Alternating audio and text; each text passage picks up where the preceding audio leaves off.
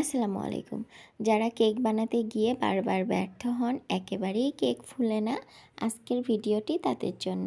আমি একদম সহজ উপায়ে আপনাদেরকে কেক বানানো শিখিয়ে দিব এবং কোনো ওভেন, ইলেকট্রিক বিটার ছাড়াই।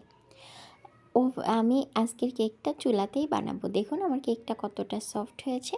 এর জন্য লাগবে 1 কাপ তেল, 1 কাপ ময়দা, 1 কাপ চিনি এবং অল্প একটু গুঁড়া দুধ, হাফ চা চামচ বেকিং পাউডার এবং 3টা ডিম।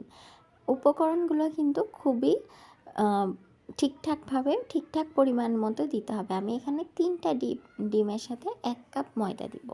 তো আগে আমি ডিম আর 1 কাপ চিনি ব্লেন্ড করে নেব। আমি কিন্তু এখানে কোনো বিটার ইউজ করব না, সেজন্য আমি ব্লেন্ডটা করে নিব যাতে করে আমার বেশি একটা অসুবিধা না হয়। ব্লেন্ড করে নিলে কিন্তু আপনার খুব দ্রুতই ফোম তৈরি হয়ে যাবে। একটা কথা মনে রাখবেন, ডিম এবং চিনি যখন আপনি একসাথে মিক্সড করতে পারবেন প্রপারলি, তখনই একটা প্রপার কেক তৈরি হবে।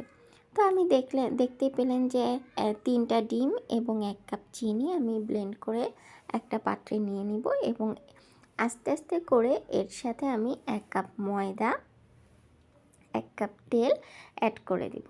আমি এখানে ময়দাটা ছেঁকে নিচ্ছি না, কারণ আমি যখন ময়দাটা কন্টেনারে উঠিয়ে রাখি তখনই আর কি ছেঁকে উঠিয়ে রাখি, তো তার জন্য আমার আর ছাঁকার প্রয়োজন হচ্ছে না। আপনারা চেষ্টা করবেন ময়দাটা একটু ছাঁকনি দিয়ে ছেঁকে নিতে, এতে করে বড় বড় দানাগুলো আলাদা হয়ে যাবে।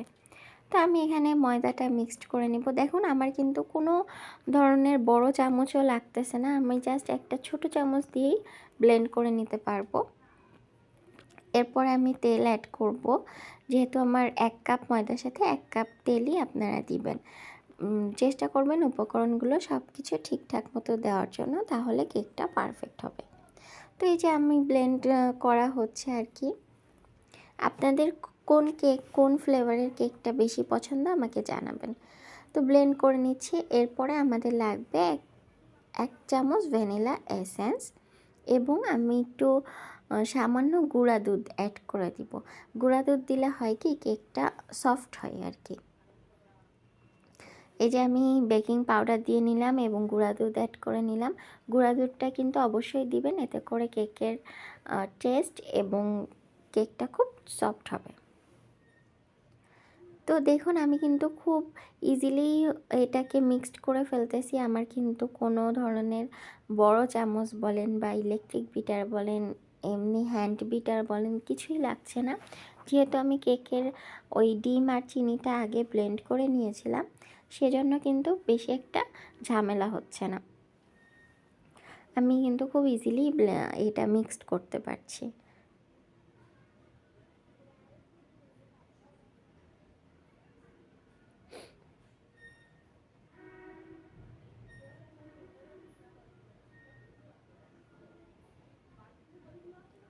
কেক মিক্সড করতে করতে আমি কিন্তু এক সাইডে যেই হাঁড়িতে বা যেই পাতিলে আমি কেক বানাবো, সেটা কিন্তু আমি চুলাতে 15 মিনিট ধরে হিট হতে দিয়ে এসেছি।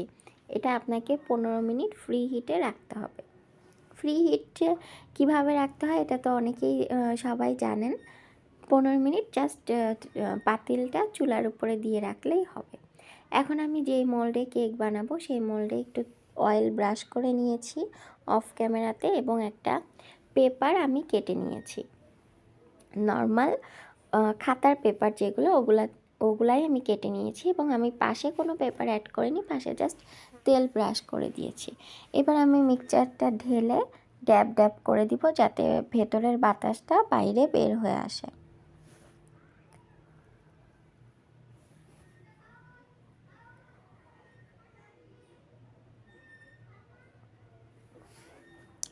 এরপরে আমি কিছু আমার ফেভারিট চকলেট অ্যাড করছি। এটা টোটালি অপশনাল, আপনারা হাতের কাছে চাইলে দিতে পারেন, নাও দিতে পারেন। আমি চকলেট আর বাদামটা অ্যাড করছি। আপনারা চাইলে ভেতরে মিক্সডও করে দিতে পারেন, আমি উপরে মিক্সড করে দিচ্ছি। আলটিমেটলি কিন্তু এটা ভেতরেই চলে যাবে। এই চকলেটটা অ্যাড করাতে হয় কি, কেকের টেস্টটা অনেক বেশি সুন্দর হয় এবং আপনি যখন বাইট দিবেন কেকের ভেতর থেকে যখন চকলেটগুলা আসবে তখন কিন্তু খেতে খুব ভালো লাগে। চকলেটটা অ্যাড করে দেখতে পারেন। তো এবার আমি চুলাতে বেক করে নিলাম কেকটা।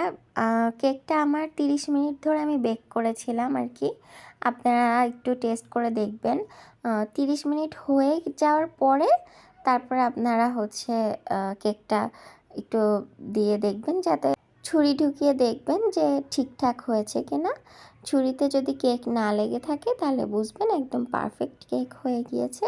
তো এই ছিল আজকের ভিডিও। ভালো থাকবেন সবাই। আল্লাহ হাফেজ।